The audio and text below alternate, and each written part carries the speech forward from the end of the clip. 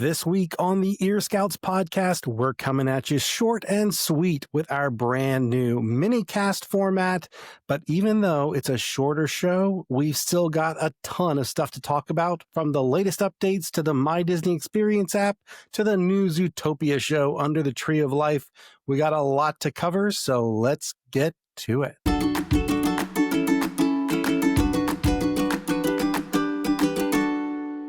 Hi-ho, everybody. This is Rob with Ear Scouts, coming to you from our makeshift studio here in Celebration, Florida. Welcome to episode 7 of the Ear Scouts podcast, where we gather around the virtual campfire to talk about Disney World and Disney parks around the world. Joining us from a hotel room somewhere in the middle of the mitten shape that is Michigan, it's Quizmaster Craig. Hi-ho, Craig. Hi ho, everybody. Fingers crossed that my internet connection is going to hold. So where exactly are you in, everybody can picture the mitten shape that is Michigan. Where are you in Michigan right now? I would say I'm right about here, right? Just under the middle finger. So there for those of you not watching on the video, which, just so you know, you can now watch the show on video on YouTube or on Patreon. Craig was showing us kind of the middle of the mitten there. He's right in the middle of the state. So thanks for joining us from your hotel room in Michigan. Also joining us from somewhere in the cartoon speech balloon shaped state of Connecticut is our good friend and the host of Jessica Scraps on YouTube, Jessica. Hi ho, Jessica. Hi ho, and based on the last few weeks, I'm also hoping my internet holds. Yes, we've all got our fingers crossed that we're not going to have any technical snafus this week. And, you know, for those of you listening to the show not on Patreon, you probably weren't even aware that we had technical snafus because we edited those out. But if you would like to be present for all of those technical snafus and other bloopers that inevitably happen, you can always join us for our live recording sessions at patreon.com/earscouts. And back from his well-deserved week off is the other half of Ear Scouts, Eric. Hi-ho, Eric. Hi-ho, everyone. It's good to be back. As always, Eric will be keeping up with the live chat over on Patreon. Before we gather around the virtual campfire, I think we should just take a moment to celebrate the fact that we are now a weekly podcast. And if you're watching us on YouTube or Patreon, we are now a video podcast. And that is a huge leap for us. And I'm so excited that we've been able to make this work. In case you missed last week's episode, we announced that going forward, we would have a new MinnieCast format that would air every other week or so, and we'll switch back and forth with the regular, longer format of the show. But it's going to be short and sweet because we'll still have a question of the week, we'll still have happy thoughts, and we'll still begin each MinnieCast with the latest news from Disney World and Disney parks around the world.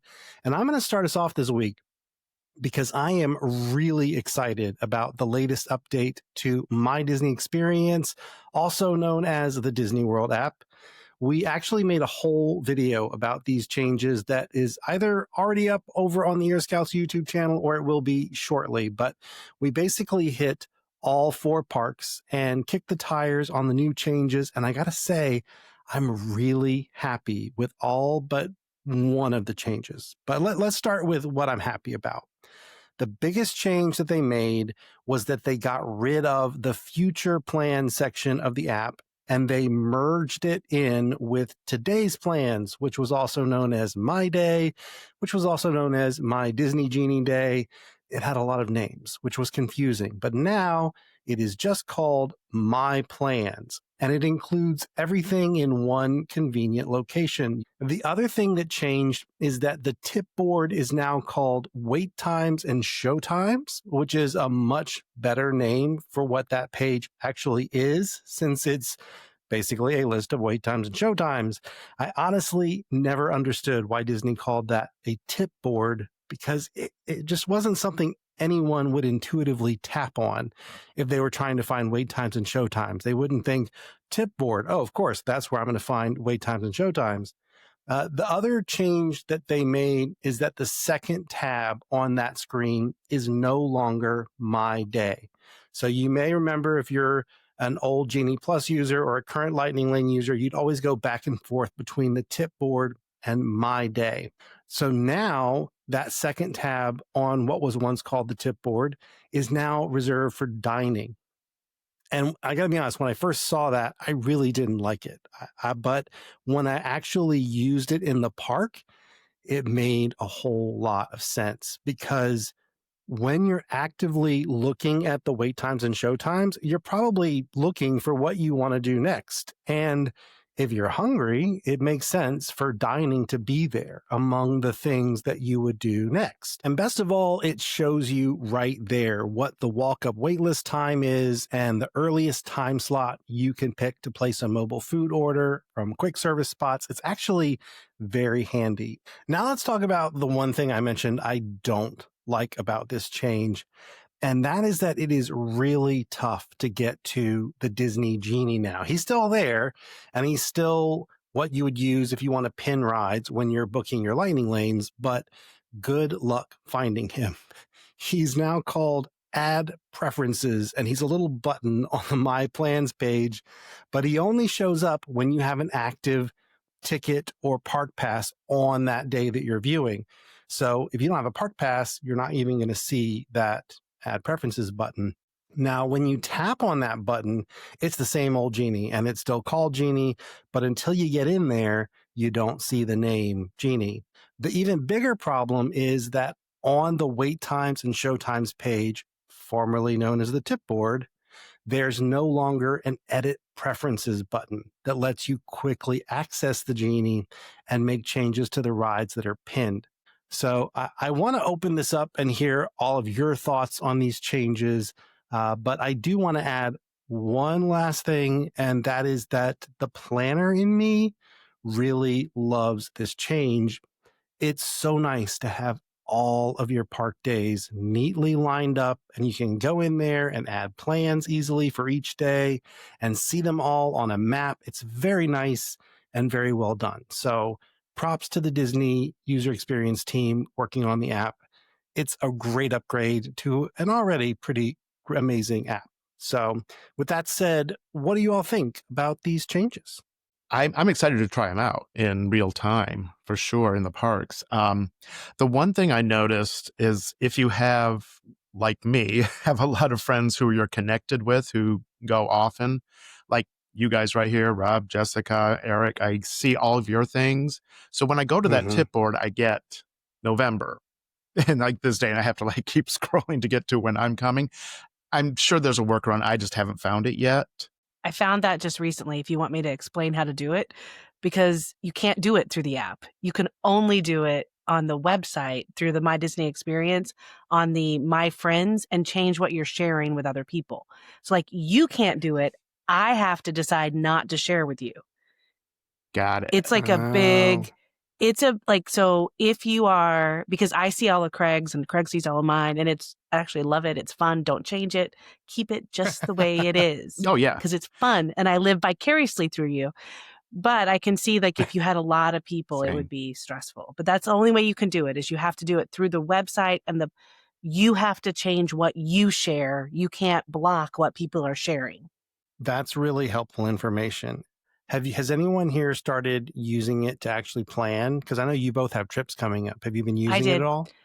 I did. I mean, I actually went through and I said, oh, wait, we don't have park reservations for this day. Oh, wait, we don't have this for this day. Oh, I thought I had, and you can see it all now. So we're coming in 2 weeks to see for a quick trip just to see Zootopia. And I didn't realize I didn't have Animal Kingdom reservations, park pass reservations. So that was a huge thing that I needed to do. And you see it so easily now. And the UI, the user interface changes to show you Animal Kingdom at the top. It's a much nicer user interface. But for people that are not computer people or app people or planner people, I think it just looks nicer. And I think it's more intuitive. It's just so much more intuitive.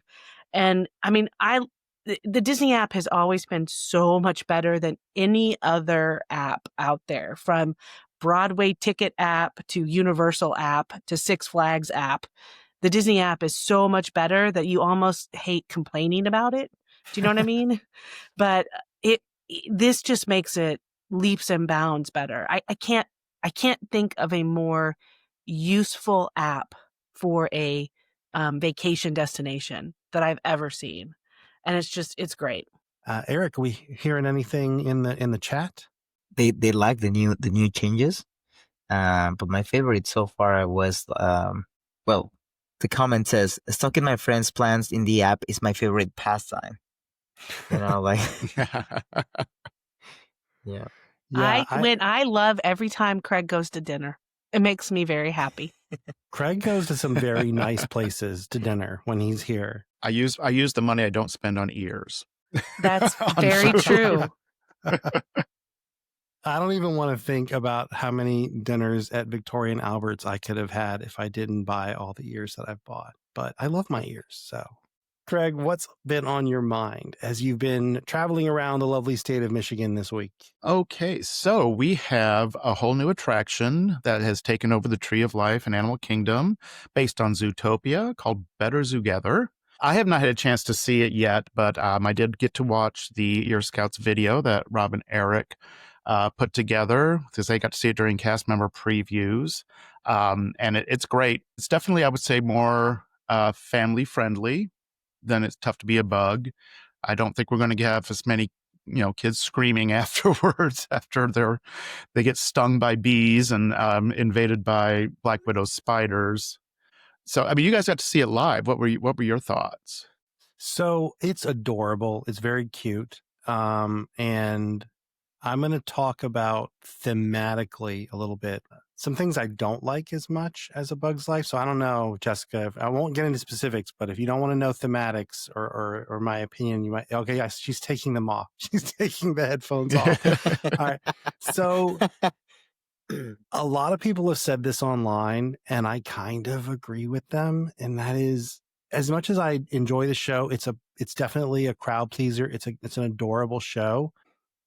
It doesn't really fit the rest of Animal Kingdom. And I know that sounds strange because it's all about animals, but the rest of Animal Kingdom is kind of about how we as humans live in harmony with animals and about conservation and taking care of the planet. And A Bug's Life was kind of in that mold. That was really what A Bug's Life was all about, was kind of understanding the insect world and appreciating the insect world. And there's none of that in this show. It's not really, I wouldn't say this is an edutainment show, which is kind of what A Bug's Life was. Probably going to be a more popular show because it's not an edutainment show, but I don't know. Did that bother you at all, Craig? Or do you think I'm just overthinking it? I mean, I guess I'm getting used to it, to the park moving away from that. Just accepting what it's going to happen is it's going to be what it's going to be. I don't know. I think it still had like a really great message, which is basically the same as Zootopia, like all these different opposing groups getting along, which I think is a very powerful message, especially lately. No, for sure. There is and that's kind of what Zootopia is about, right? I mean, that message is definitely still there. I think I agree. Jessica, why don't you tell us what you have to talk about this week in the campfire chat? So I've got two things. First of all, it's just a little bit of a pitch for there is some Zootopia merchandise that is coming out, including probably a much coveted popcorn bucket, because you know how those go really fast. So they're doing a kind of a dual merchandise approach this time. The Zootopia Better Together is going to be in Animal Kingdom. There's some specialty merchandise for that. That includes some shirts and a lounge fly.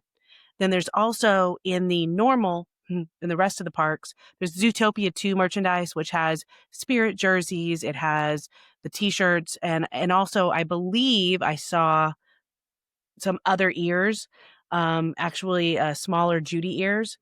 And then online on DisneyStore.com are the ears that I'm wearing right now, which look like donuts. They're like little donuts and they have Judy's face on them. So 3 different merchandise collections, all for Zootopia right now, which is a huge thing. It's been years. I mean, John had to go and order me Shanghai Disney merch just so I could have Zootopia merch off of eBay. And he was been doing it for my Christmas present for like 2 years now. And now I can walk in and get whatever I want. It's going to be amazing and probably actually save us money in the long run because those eBay ears were a lot. They were a Victoria and Albert purchase. Oh my But they God. were they were worth it. Maybe not a Victoria and Albert, maybe a Citrico purchase, Yeah. but they were good. But the other thing I wanted to talk about, and someone in the comments mentioned my Figment sweater, and they have announced the Festival of the Arts merchandise, some of it.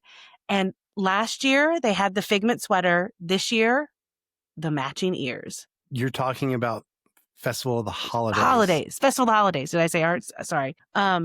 But so I'm pretty excited about the Festival of the Holidays merch that they just released. It is a very short festival, but hopefully it'll just be the ornament is also Figment in his lovely sweater, and there's a lounge fly that looks like Epcot with Figment in his sweater. So it looks like a really cute merchandise collection. I will be honest and say this is the only Festival of the Holidays merch I have ever purchased because I have not liked it. It hasn't called to me most of the times. But this year is the first year and it's because it's all this Figment sweater that I'm super excited about this merchandise. And they're leaning into the kind of the blues, which I think is fun, an alternative to the reds and greens that they do for all the other collections.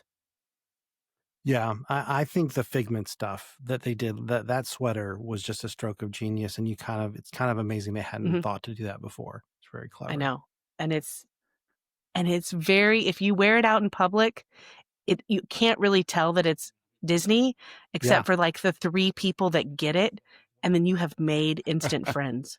Like if you want to make Disney adult friends, wear this sweater out somewhere, and then they will come to you. They will find you. That's such a great point. So, Eric, I think you actually also have some holiday news to share that's brand new. We're recording this on Monday, November 3rd, and you were at Magic Kingdom today. What do you have to share with us?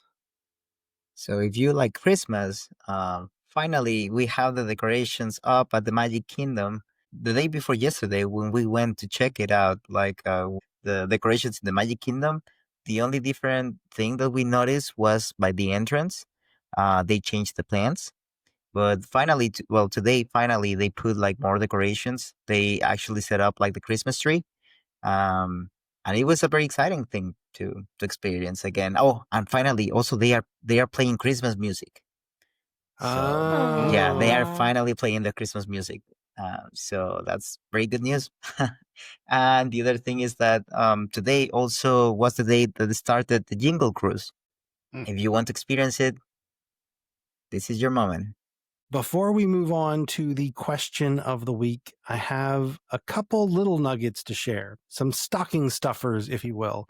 Number one is news from Shanghai Disneyland. They just announced that they're building a brand new hotel that is basically going to reimagine the entrance into the park. It's going to be like the Disneyland Hotel is in Paris and Tokyo. If you've ever seen those, they're essentially these massive, very beautiful, ornate hotels that essentially are the entrance into the park, right? Like you in Paris, you walk underneath the Disneyland Hotel to go into the entrance of the park. And at Tokyo, it's kind of very similar. There, I think most people kind of walk around the hotel, but it's basically when you stay at that hotel, the park is, right out your door. And it's really cool. Sort of like, I guess, when you're at Epcot, at the Epcot area resorts, but in this case, it's even closer than those. And the other little nugget I have to share, and this is a weird one. We heard the ship's horn for the new Disney Destiny cruise ship that just arrived here in Florida at Port Canaveral. And all the ships have a horn sound that plays a classic Disney melody, which is very charming. They play it when you leave the port, and it's kind of a magical moment. So this is what the horn on the Disney Wish sounds like, for those of you who've not heard it.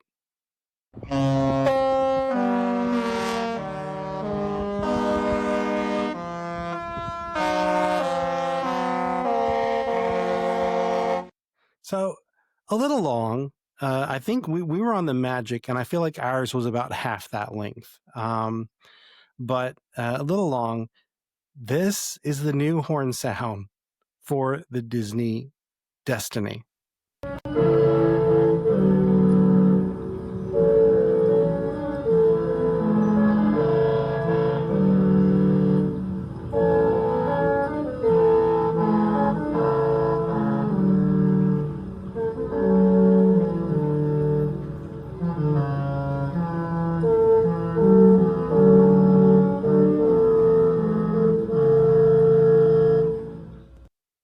Well, that's a long horn. It's a lovely song. It's not a And horn. we've already hit our first port before the horn was done. Yeah. So, like, as I was listening to it, I was like, okay, that's the moment it's going to, oh no, it's not going to end there. Okay, Did you that's see the moment it's going to Minnie end. No. dancing? Minnie was dancing, and you could Yes. tell, like, she really thought it should have ended too. You could tell she did like an extra. What is going on? Like the Minnie's dancing, and she's gone through her whole dance, and the song's still going. Yeah. So if you haven't seen this, you can go on to Disney's social media and you can see this video that they posted of the Destiny coming into port, and Minnie is there doing a little dance. And yeah, it's an interesting choice that they've made with that horn. I got to say, I'm guessing there's going to be an abbreviated version to use in the case of emergencies. While I don't love the sound of the Disney Destiny horn, I do love that it is our Disney Destiny to answer your questions about Disney World and Disney parks around the world. And even though this is a shorter mini cast, we do have some time built in to answer one question of the week. Craig, what is this week's question? yes, this week's question of the week comes from VVVCFG over on YouTube, and they're a little frustrated.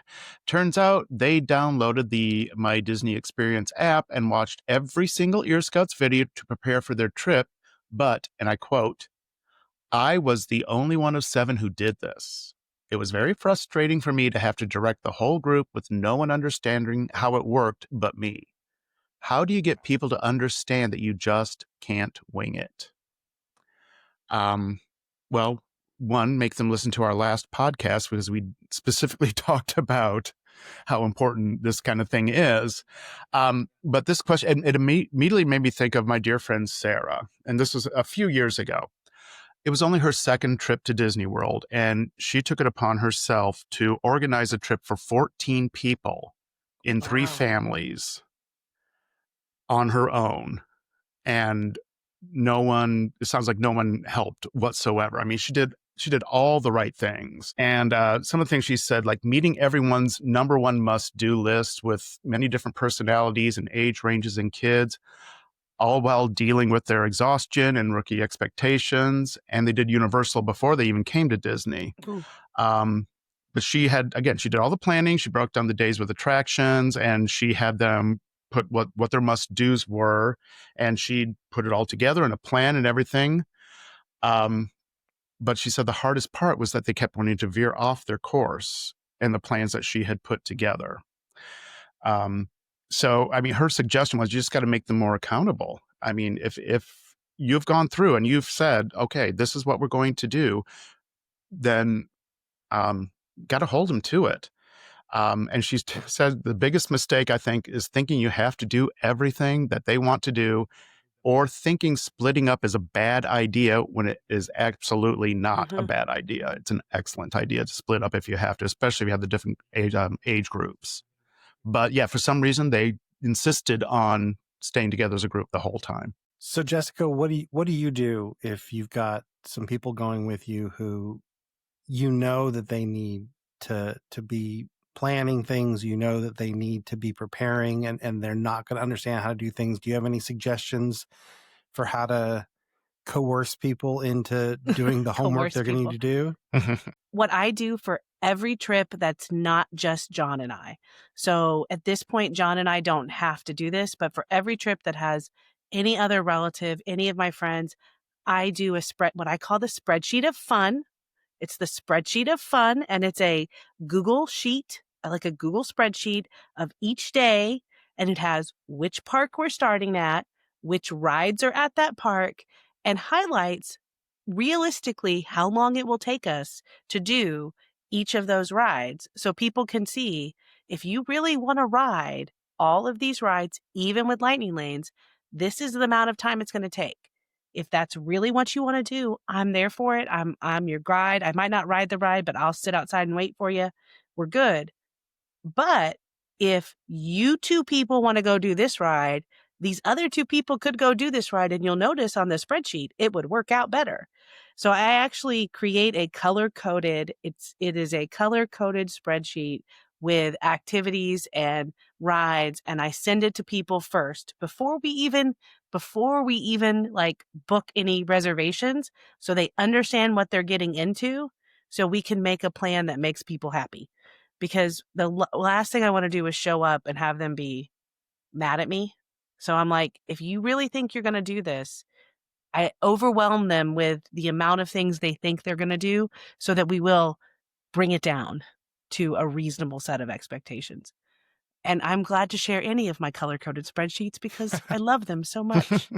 So I think my sense of what the person was asking was, how do you get the other people in the group to do some of this work, right? To just kind of to take some of the pressure off of the one person. And my thing, and this is kind of goes back to our original Genie Plus videos, I think that especially lightning lanes, things that you have to kind of stay on top of, and lightning lane is the biggest one, those things need to be a team sport. If they are not a team sport, someone is going to have a very unpleasant vacation, because it shouldn't fall on just one person to manage that, especially when you've got a large group, which makes it harder to book those lightning lanes, and you're going to have lots of must-dos because you got such a large group of people. So what I recommended in that initial video, and I still maintain this, I think you need to appeal to the competitive nature of some of the more competitive members of your group. I would say send them to watch one of our 27 tips videos. Try to get them to watch one of those videos and get a sense of how the game is played, because I've talked to so many families who say once everybody in the family like started to learn how to play the slots, it becomes a sport in their family. Like it's a point of pride that a family member was able to book Slinky Dog Dash in the morning the night before, right? Like things like that are really difficult to do become badges of honor among families. And I think if you can get some of the more competitive people in the group to start it, right, to take the bait, to kind of become part of this team sport, I think other people will want to get in on the fun, and they'll pick up from those people who learned how to do it, and you, as you have time to show them.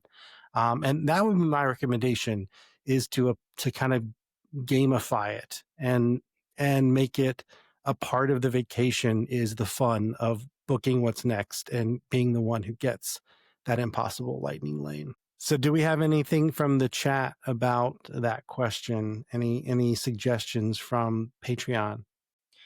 From Matt and Leslie, they were saying that if possible, I would recommend watching videos together. It's fun to share thoughts, opinions, etc. And then others in the group can see how excited you are about what lies ahead. Elizabeth mentioned have a watch party, make it a whole thing to prepare for the trip. Everyone downloads the app together and learns how to together.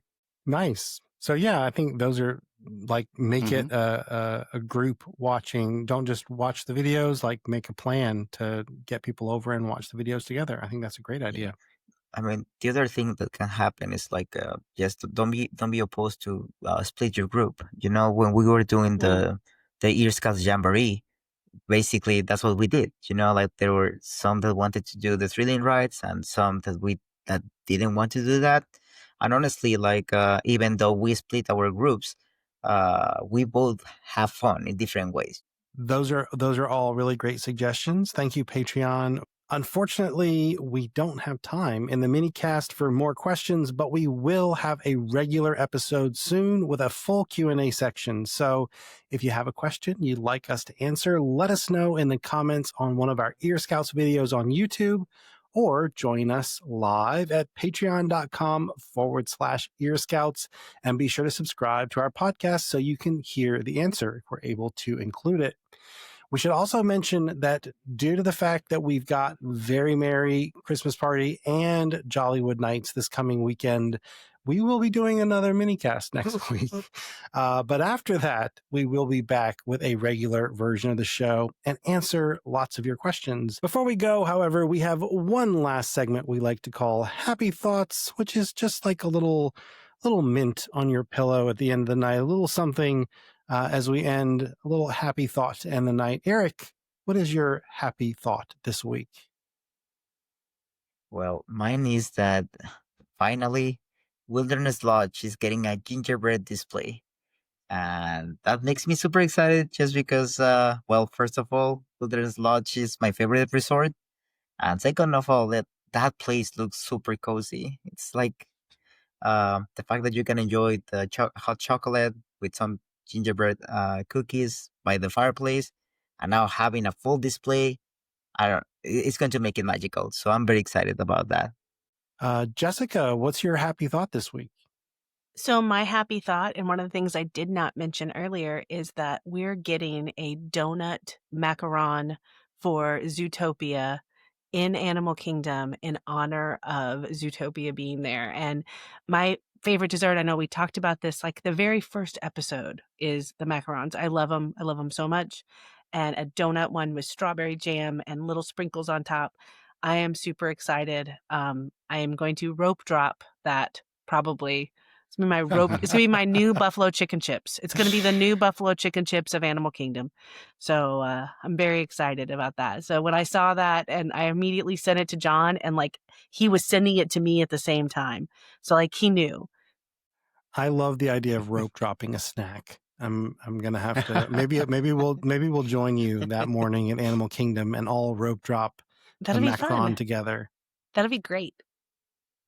Craig, what is your happy thought this week? Well, to be honest, the last several days have been a little hectic for me, and I forgot to get one, come up with a happy thought until we were like getting up to that. And I am in this hotel working on my work computer, broadcasting this. I forgot my power cord. So my happy thought is I made it through this podcast without losing power. Happy thoughts can be anything.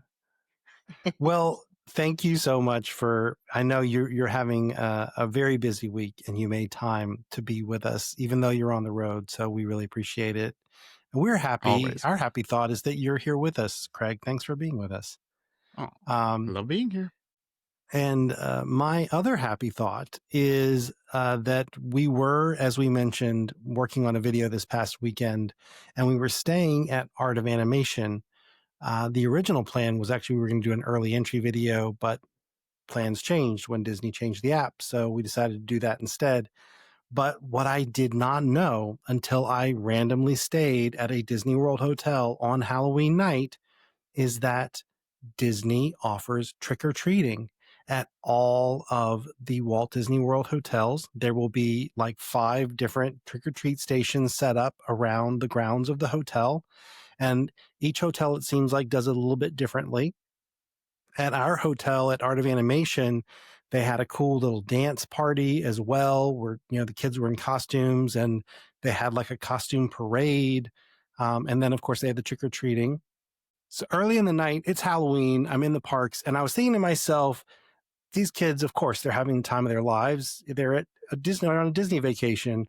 But at the same time, I thought, man, if I was a kid, I would have been a little bit bummed. I would have been like, this is the one night when I get to go trick or treating and I get free candy and I'm excited to be at Disney World. But couldn't we have done Disney World on a night where I didn't miss trick or treating? And so it made me so happy when I got to the resort and saw, oh, they don't have to miss trick or treating. Disney thinks of everything. Of course, they can still trick or treat here at the resort. So if you're thinking of doing a Halloween trip to Walt Disney World and you're worried that your kids are going to miss out on trick or treating, have no fear. Disney has got you covered. And also, if you wanted to join your kids trick or treating, maybe you're like me, and when you were a teenager, you're really bummed that you didn't get to trick or treat anymore. Well, they let everybody trick or treat. So adults, kids, you didn't even have to wear a costume. And I thought that was a really cool thing that I'm glad I discovered this past Halloween. And sadly, that's all the tricks and treats we have time for, but we will be back with bells on for a very merry MinnieCast next week. Until then, don't forget to think happy thoughts, everybody. We'll see you again real soon.